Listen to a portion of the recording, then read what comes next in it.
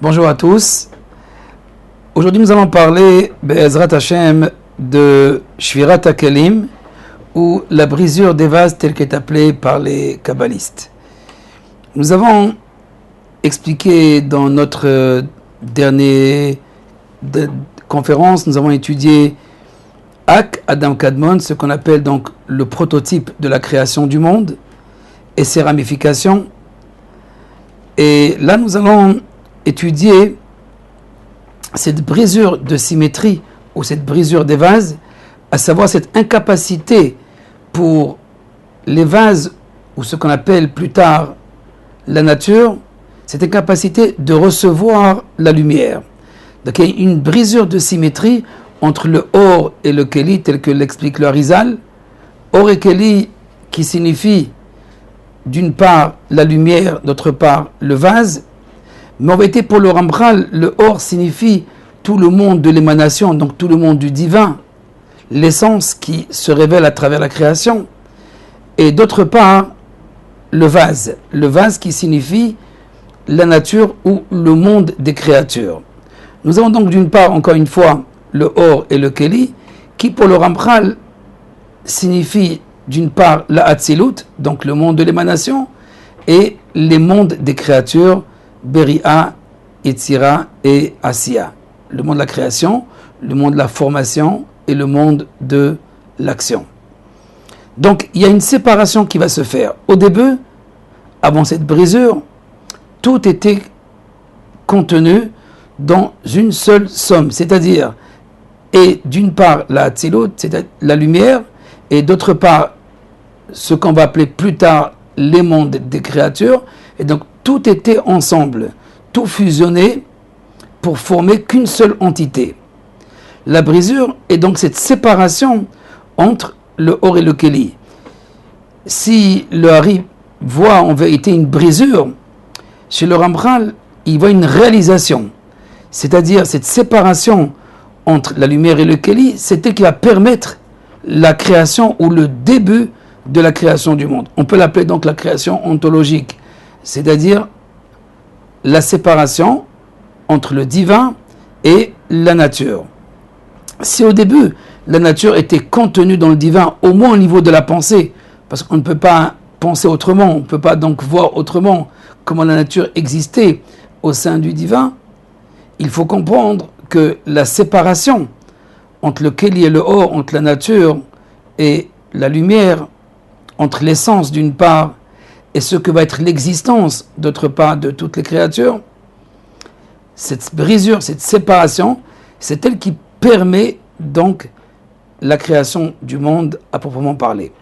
Nous allons tout de suite voir dans un enseignement du Kalar Pitrei Chochma, dans le chapitre 36, le Ramchal écrit Olam HaNekudim hu ma she'atzilut im kol anafav hayu holchim v'na'asim ke'uman ha'oseh keli mechatichat etz שבתחילה הוא גולם, ואחר כך בהשתלם צורתו, אז נראה היופי שלו בצורה שלמה.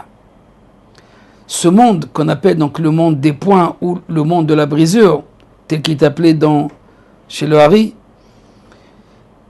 pour le Ramchal, ce monde, c'est la Hatzilut elle-même avec ses ramifications qui vont en se réalisant. Donc il y a une réalisation, donc il y a une réalisation d'une part le monde divin et d'autre part le monde des créatures. Keuman, on peut donner un exemple à l'instar d'un artiste, Haose Keli Mechatichat Etz, qui veut donc fabriquer un ustensile à partir d'une pièce de bois, Shebetrilat hu golem, ve'achaka bishtalem tsurato, aznira yofi shelo betsura shlema. Au début, cette pièce de bois n'est qu'un golem. Elle est uniforme, elle n'a aucune forme. Et il taille donc cette pièce de bois et il donne tout doucement la forme. Donc, dans ce premier chapitre, le Ramchal nous donne l'exemple d'un maître, d'un artisan qui fabrique un objet. Donc, en fabriquant l'objet, il taille, il retire donc des éléments qui apparemment dérange la forme. Mais en coupant, en taillant, il donne la forme. En vérité, cet enseignement est similaire à un autre enseignement dans le Zohar HaKadosh. Mais là-bas, il s'agit de Makke Uman HaMakke Beparzela, comme cet artisan qui frappe donc une pièce, mais en métal cette fois-ci. Et là, dans cette pièce de métal, il donne la forme aussi. Il y a des étincelles. Le Zohar donne l'exemple de Nitzutzin Mitlaratin. Il s'agit donc d'étincelles qui sont éparpillées, mais qui sont en fait la conséquence de cette frappe entre le coup de l'artisan et la pièce en métal en question. Et donc, ces étincelles, ce sont ces mondes préexistants qui ont existé, mais qui ont disparu. Itlatu vidaru, à savoir, ils ont disparu. Et il s'agit au fait, d'après le Ramchal et le Arizal aussi, de ce monde du tohu. En d'autres termes, ce monde du chaos, le tohu c'est le chaos, précède le monde tel que nous le percevons, c'est-à-dire l'univers avec tous ses aspects. Ce monde du tohu, le monde du chaos, c'est aussi le monde de la brisure, c'est aussi le monde des points. Au fait, tous ces termes, que ce soit le monde des points, le monde de la brisure, le monde du chaos, signifient cette étape qui est entre Adam Kadmon, entre le plan idéal de l'être suprême et ensuite le second plan qui est celui de la création. Entre les deux, il y a comme une brisure, c'est-à-dire une séparation, comme j'ai expliqué, entre le divin et la nature. Mais là, le Ramchal nous ajoute au fait un autre enseignement, c'est que la nature, ou ce qu'on appelle le monde des créatures, faisait un avec le monde de Hatzilut. À savoir, ils n'étaient pas séparés, ils étaient ensemble. La Hatzilut et les ramifications, ils appellent ainsi, les ramifications de la Hatzilut, de l'émanation, sont donc les mondes des créatures. Et c'est les mondes des créatures qui se séparent de cette Hatzilut, de cette émanation. Dans la symbolique telle qu'expliquée et rapportée par Rabbi Chaim Vital, l'élève du Harizal, c'est que le Keli, le vase, ne contient plus la lumière, ou la lumière a quitté le vase. Ce qui signifie pour nous que le divin se sépare de la nature pour pouvoir lui donner une autonomie, pour qu'il puisse se réaliser. Au fait, cela ressemble un peu au Tzimtzum que nous avons étudié, au retrait. Puisqu'au fait, selon certains maîtres de la Kabbalah, la shvira, la brisure, est aussi appelée Tzimtzum Sheni, le second Tzimtzum. Dans le Kalach, au chapitre 38, le Ramchal explique que Klalut Inyan Abiya hu olam echad im shlosha levushim. Tout ce monde qu'on appelle le monde des Nécodim représente en vérité les 4 mondes dont nous avons parlé, à savoir, encore une fois, le monde de l'émanation et les 3 mondes des créatures. Olam echad im shlosha levushim. Au début, tout était considéré comme un seul monde, qui est au fait le monde de l'émanation, avec les 3 enveloppes. Donc ici, le Ramchal appelle les mondes des créatures, Beria et Tzira Asiya, comme des enveloppes.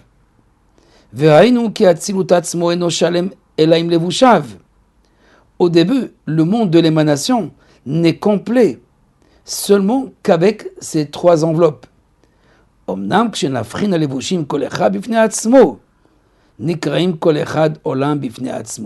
Mais quand nous allons distinguer chaque enveloppe en tant que telle, à savoir selon sa nature, la nature de l'enveloppe, alors chaque enveloppe va être considérée comme un monde distingué, un monde en soi. En vérité,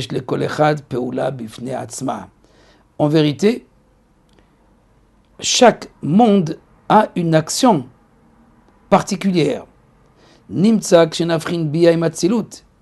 En somme, lorsque nous allons voir Bia avec Hatzilut ensemble, l'œil chez vous et la chez Hatzilut, ils ne peuvent être considérés comme des enveloppes de cet Atzilut.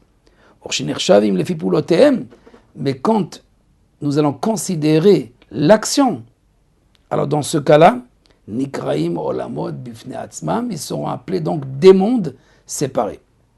En fait, ce que le Rambral veut nous enseigner ici dans ce chapitre, que les 4 mondes n'étaient qu'un seul monde.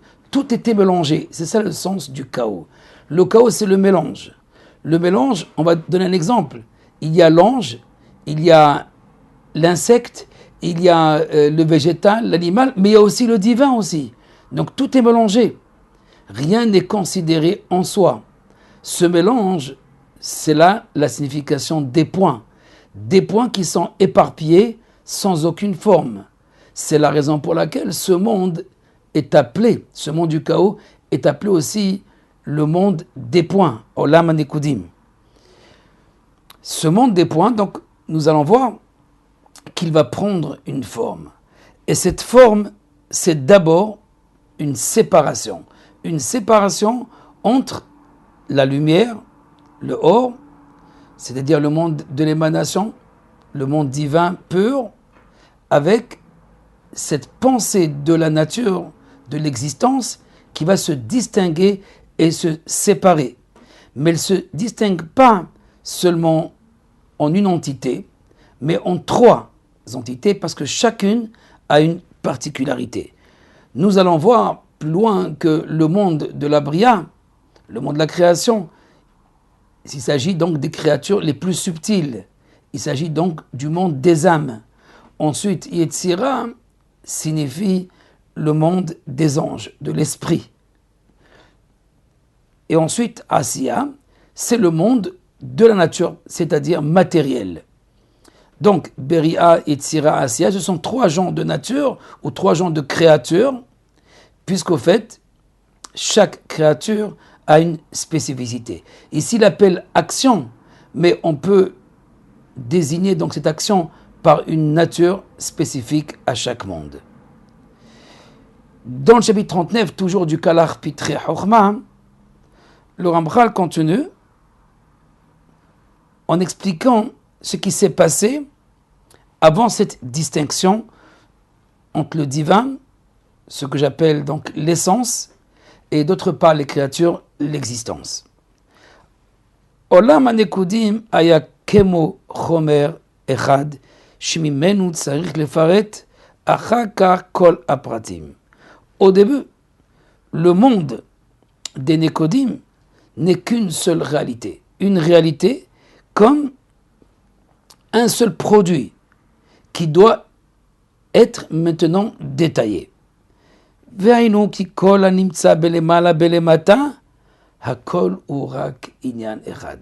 C'est-à-dire que tout ce qui existe en haut, ce qu'on appelle les sphirotes, les principes divins, qu'on peut identifier au Or, à la lumière, et ainsi ce qui existe en bas, ou ce qui va exister, parce qu'en fait, il n'existe pas encore réellement. Donc, tout ce qui existe en haut, et tout ce qui existe en bas, Akol Urak Inyan Echad. Tout cela ne forme qu'une seule idée. Banouy Mipratim Arbe. Une idée qui s'exprime à travers plusieurs détails. Vehu eneno klali laimken kol pravtav omdim bo beshave. On peut appeler ainsi cet universel, cette idée qui est universelle et qui enferme le haut et le bas, elle est universelle seulement si tous les détails existent d'une manière qui est équivalente. Car kol anivra urak lichvod aboré. Ainsi nous comprenons par là que tout ce qui va exister, tout ce qui va être émané aussi, et tout ce qui va être créé, n'a été créé que lichvod aboré, uniquement pour la gloire du souverain. Veu inyan kol pa'ala shelemanu, comme il est écrit, tout ce que l'Éternel a fait, il a fait pour sa gloire, pour lui.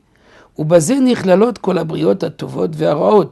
Et ici, dans ce monde des Nekodim, dans ce monde de chaos, existent en même temps les bonnes créatures, mais aussi les mauvaises créatures. Tout se trouve à Kol Inyan Echad. On ne peut pas les appeler réellement mauvaises, puisqu'en fait elles deviennent mauvaises seulement quand elles sont identifiées toutes seules, séparément. Mais quand elles sont dans l'ensemble, on ne peut considérer qu'ils ont uniquement un potentiel de détruire, par exemple, ou de déranger. Mais en tous les cas, dans ce monde des points, toutes les créatures existent ensemble et en même temps. Puisqu'en fait, il ne s'agit que d'une seule réalité, qu'on appelle la création. Hamashlemet Gilui Yehudo, qui est là, à part de se réaliser dans les mondes des créatures, elle est là pour révéler l'unité. Urvodo Shela Ensof et la gloire de l'infini. Ceci dit que dans ce chapitre 39, le Ramchal parle de l'unité. Mais une unité dans le chaos, alors que tous les maîtres de la Kabbalah voient dans le chaos une dispersion, une division, une destruction. La mort aussi, comme il est rapporté dans le Zohar, et la Melachim Hashem al-Chuber et Tzedom. C'est-à-dire, voici les principes qui ont été, les principes de la création, comme ces étincelles qui se sont éparpillées et anéanties, disparues. Ici, le Ramchal voit un aspect dans le monde du chaos, dans le monde des points, un aspect qui est positif. C'est-à-dire qu'il y a un dénominateur commun entre toutes les créatures célestes et les créatures terrestres.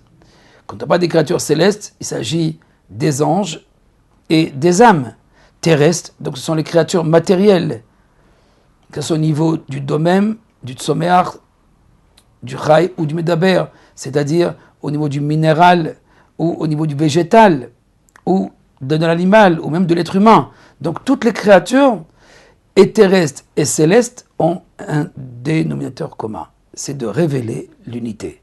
Tous ensemble, Kol Masheba Kadosh Baruch Hu bara lirvodo, il a créé le tout pour cette révélation, comme si chaque créature était une expression de la divinité. Bien sûr, la divinité, elle reste séparée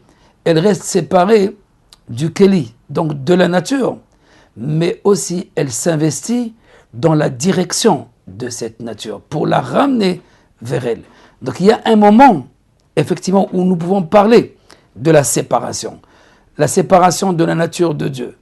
Mais comme nous allons le voir dans le monde de la réparation, le monde qui vient juste après le monde des points, il y a une relation, une unification entre le divin et la nature. Encore un chapitre 40 du Kalar Pitre Chochma, Ze Achomer HaKlali Ayalo Lichalek Lipratav. Cette matière universelle, il l'appelle matière, mais en vérité cette idée, parce qu'il ne s'agit pas d'une matière qui est matérielle, on peut l'appeler une substance. Cette substance qui est universelle, Hayalo Lichalek Lipratav. Elle devait donc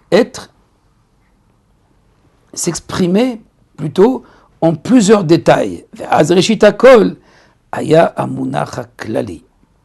Au début de tout, il y a donc l'idée de la Hatzilut, de l'émanation d'une part, et les Levushim d'autre part. Les mondes n'étaient considérés que comme des enveloppes. Les mondes des créatures, au niveau donc de cette première étape, ils sont associés à la Hatzilut sous forme symbolique de l'enveloppe.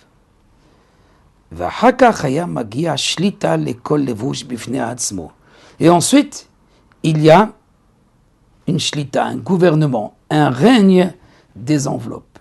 Et là, donc, cette idée de gouvernement ou de règne, le Ari HaKadosh explique, d'après le Zohar, un enseignement de Shlita Malkin, le règne des premiers rois, Malkin Kadmaïn, de ces rois primordiaux. Il s'agit donc des principes, rois en tant que principes, des principes qui vont faire plus tard la création. Mais il y a réellement une shlita. Le Ramchal voit ici la shlita des enveloppes, c'est-à-dire si au début c'était que des enveloppes donc attelées au corps, des enveloppes qui s'annulent et qui s'effacent par rapport au corps, des enveloppes qui épousent la forme du corps. Ici, le corps en l'occurrence, c'est la Hatzilut, c'est l'émanation. Donc c'est pour signifier que les enveloppes n'ont aucune réalité au début. Mais au moment où on leur transmet le gouvernement, c'est-à-dire le règne, c'est à ce moment-là où on va les identifier comme des mondes séparés. Et ce qu'explique ici le Ramchal, Shemagia Shlita lechol levush bifnei atzmo vehayu nikraim shalosh olamot beria yetzira asiya. À quel moment ils vont être identifiés à des mondes, 3 mondes de créatures, beria, yetzira, asiya? C'est seulement au moment où ces 3 mondes vont recevoir le règne. En fait, il s'agit du règne du vase. Le règne du vase ou le règne de la nature, c'est la possibilité qu'il puisse se révéler, s'exprimer. Et pour cela, la Hatzilut se met de côté, le monde de l'émanation, et les mondes des créatures, ou le Keli, va être en avant pour régner.